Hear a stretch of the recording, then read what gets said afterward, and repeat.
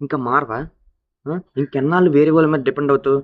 బయటికి వెళ్ళాలన్నా వేరే వాళ్ళు కావాలి, హ్యాపీగా ఉండాలన్నా వేరే వాళ్ళు కావాలి, తినాలన్నా వేరే వాడు కావాలి. గైస్, చాలా మంది నేను చూసా, నాకు లోన్లీ ఫీలింగ్ వస్తుంది, ఆ అమ్మాయి నాతో మాట్లాడతలా, ఆ అబ్బాయి నాతో మాట్లాడతలా. ఎందుకు మాట్లాడాలి నీతో? ఆ? తప్పు నీది.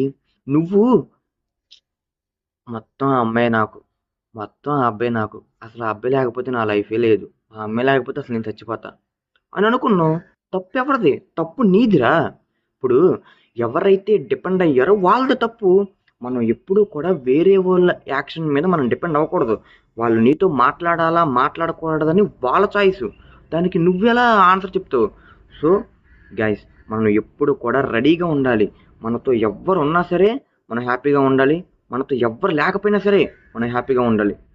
సో గైస్, ఒంటరిగా ఉండడం నేర్చుకోండి, ఒంటరిగా హ్యాపీగా ఉండడం నేర్చుకోండి, ఒంటరిగా బయటికి వెళ్తూ నేర్చుకోండి. సో ఒంటరిగా ఉండడం నేర్చుకుంటే మీతో ఎవరు ఉన్నా సరే మీరు హ్యాపీగానే ఉంటారు, మీతో ఎవరు లేకపోయినా సరే మీరు హ్యాపీగానే ఉంటారు. సో నేను చెప్పింది నిజమైతే నిజాయితీగా కామెంట్ చేయండి గైస్. బాయ్.